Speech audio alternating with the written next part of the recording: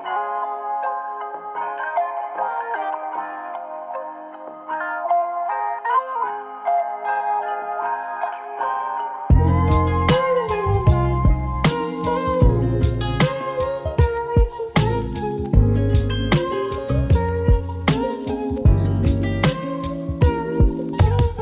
up, good people?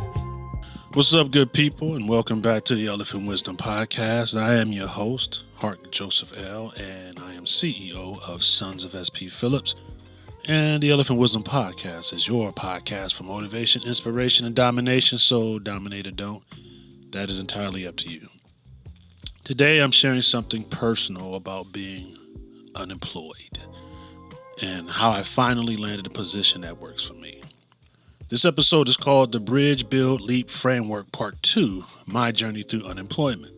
A while back, I did an episode called The Bridge, Build, Leap Framework, and that episode basically breaks down what it really means to pivot beyond the jobs and titles and career moves. And if you've been feeling a little stuck, burned out, or questioning your next path, that episode is a good starting point for you.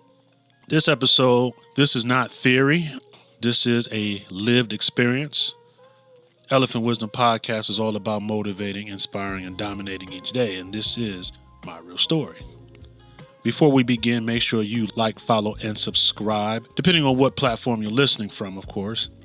And make sure to follow us on social media at IG, Facebook, and X at Sons of SPP, and our content page at TikTok, SPP Media, where you'll see content for Sons of SPPhillips, our sponsor, the Elephant Wisdom Podcast, 5 on the Black Hand Side podcast, and the Thursday podcast.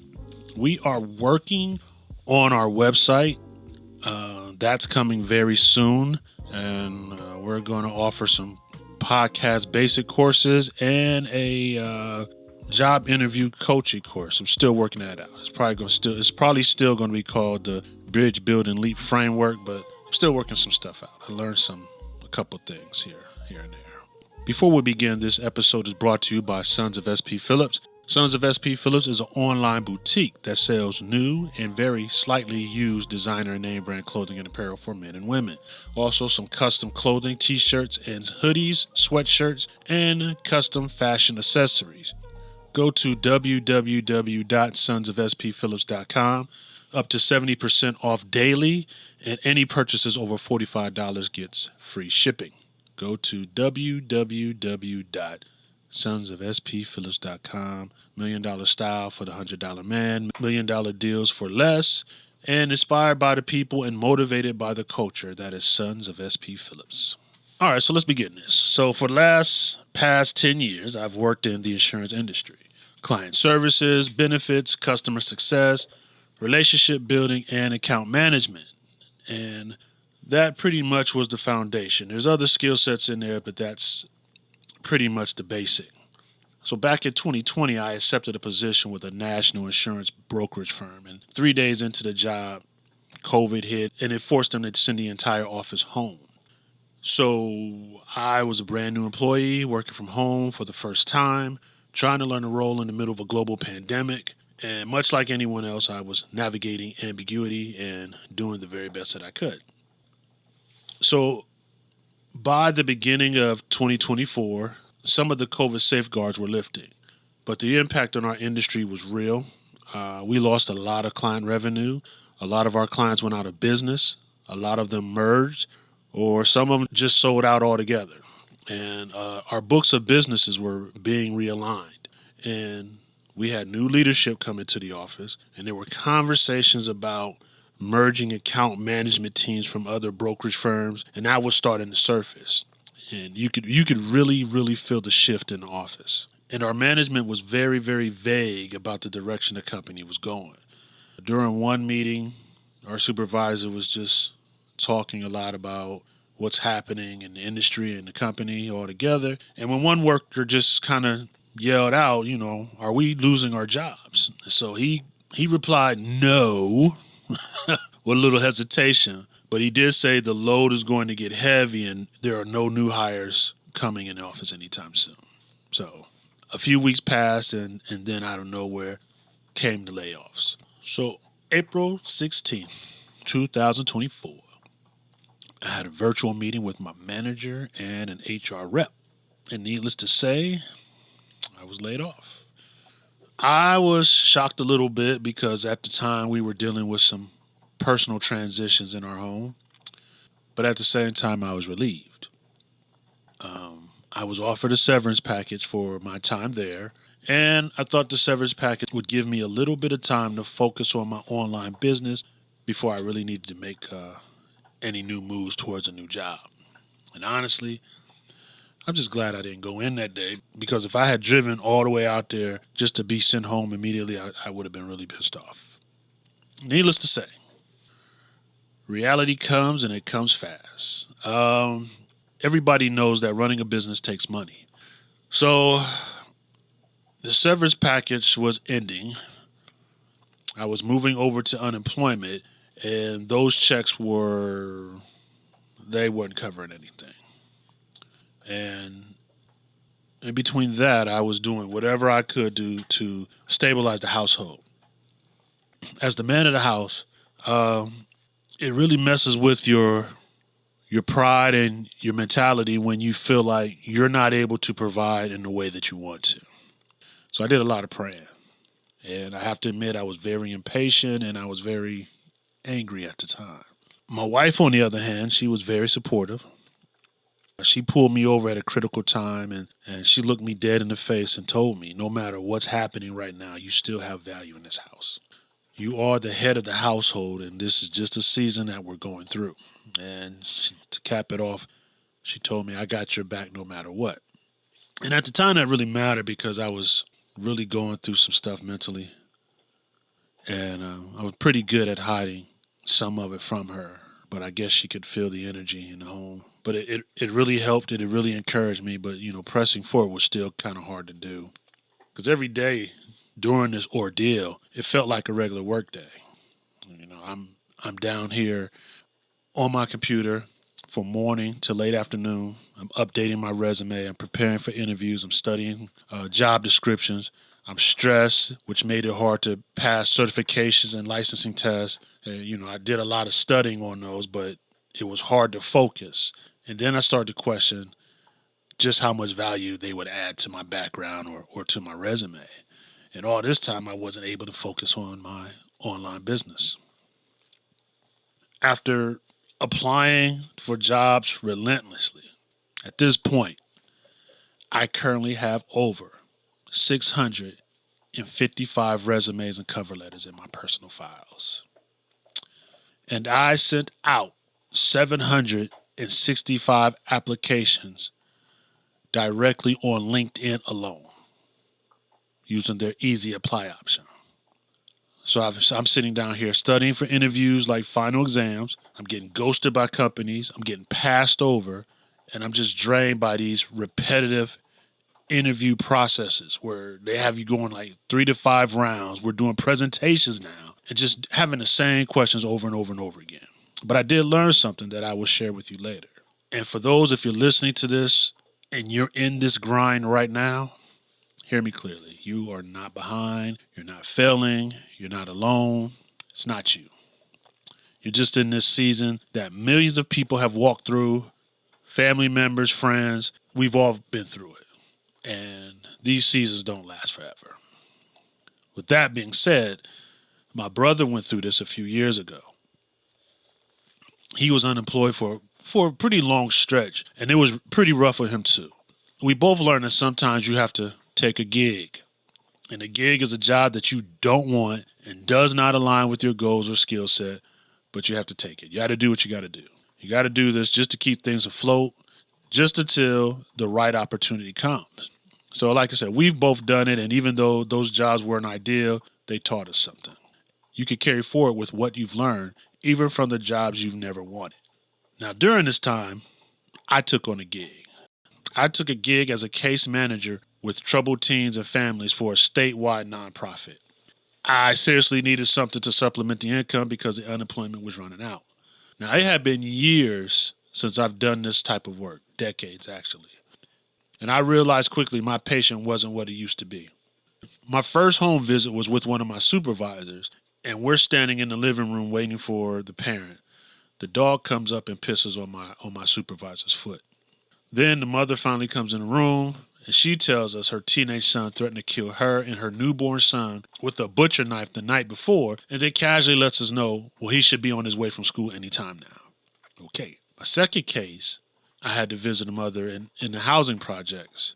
I'm thinking she's on the phone talking to somebody, so I'm waiting to be welcomed into the house, and she cusses at me to shut the door.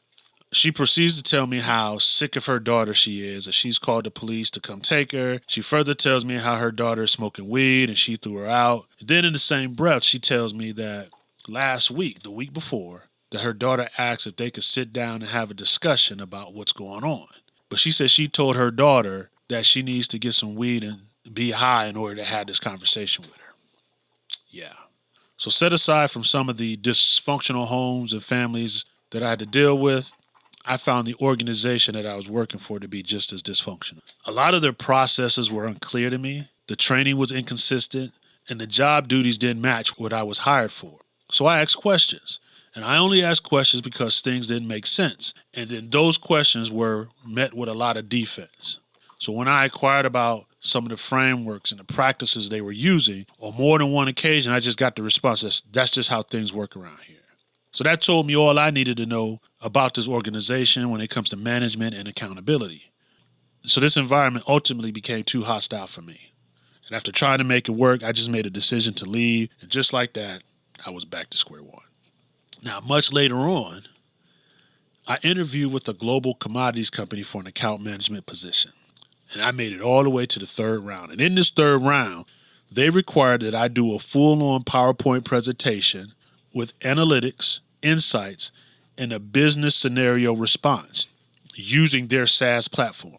I put in the work, I figured out how to use it because this was not my industry, and I delivered on it, but I didn't get the job. Fine.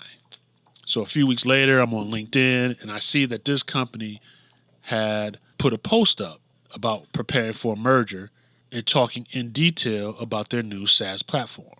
Now, I thought back to the interview. The woman I was interviewing with, she was talking about a merger repeatedly. So it hit me that the scenario they gave me was directly tied to that merger. And then I realized I had basically been used to test their platform so they can gather free research. And in that instance, I just wondered how many people or other candidates they had who thought they were getting a job where they were just using it for free research. So it sank on me then that the job search process today is not what it used to be. It's a lot more demanding. It's demeaning. It's draining. And sometimes you're not even being evaluated for a job. You're just being used. I've heard this on more than one occasion. But even in all that, I kept building, I kept learning, and I just kept going.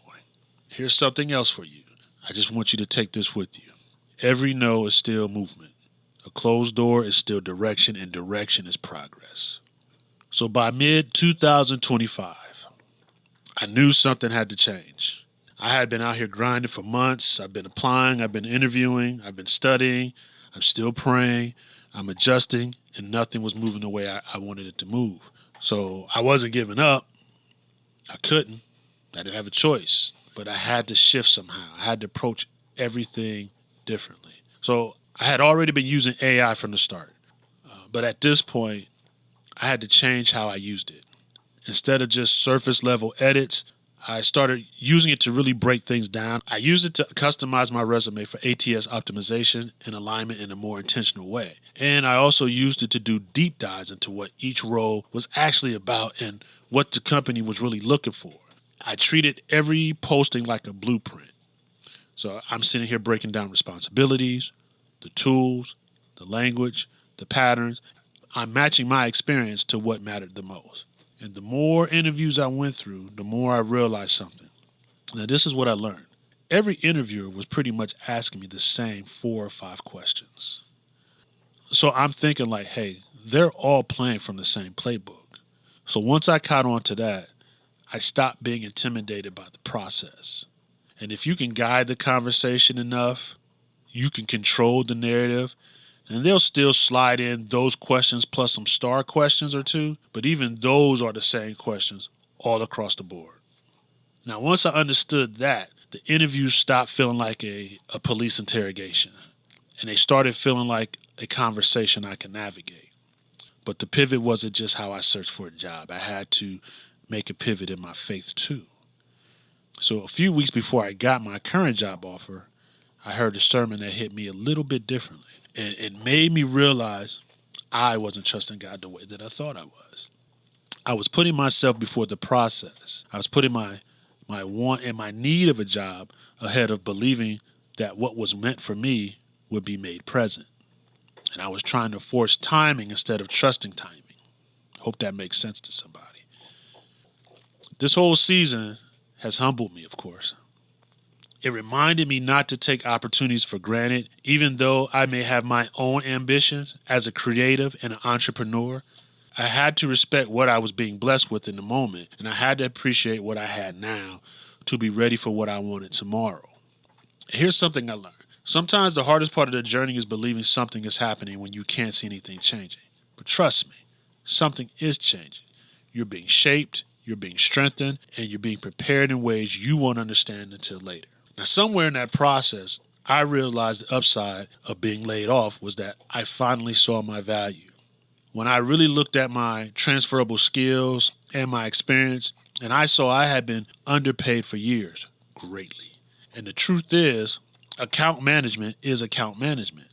The responsibilities don't change much across the board. The product changes, the industry changes, but the core work is the same. That little moment of clarity also pushed me to start building a study guide and a coaching framework for people like myself, people who are looking for jobs, trying to navigate the market, trying to stay motivated, and trying to understand their own value in the middle of uncertainty. I wanted to take everything I learned, everything I struggled through, and turn it into something useful. And then finally, the breakthrough came. After all the frustration, all the applications, all the interviews, all the nights staring at my computer, I got an offer. It wasn't luck. It wasn't random. It was alignment. It was a result of everything I carried forward from my past, everything I built during the struggle, and everything I learned about myself along the way. The leap wasn't just about landing a job. It was about reclaiming my story. It was about stepping into a role that matched my value. And it was about realizing that even when it feels like nothing is happening, something is being built in the background just for me. I am your host, Hark Joseph L., CEO of Sons of SPPhillips. And this is the Elephant Wisdom Podcast. If you're listening to this and you're in that season of unemployment, hear me clearly. Everything is going to be okay. It may feel heavy. It may feel endless. You may feel overlooked, underpaid, or undervalued, but you are building something, even when you can't see it. Don't let discouragement talk louder than your purpose. Don't let delay convince you that you're denied. Keep applying. Keep preparing. Keep believing. Your moment is coming. And when it arrives, it will make sense of everything you push through. And feel free to reach out to me on my social media platforms.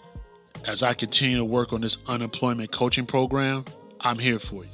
And remember this, the Elephant Wisdom Podcast is your podcast. This is your podcast for motivation, inspiration, and domination. And also this little tidbit, elephants don't rush. They move with purpose, and they always reach their destination. Lastly, and I want to close out with this, don't forget to pray along the way.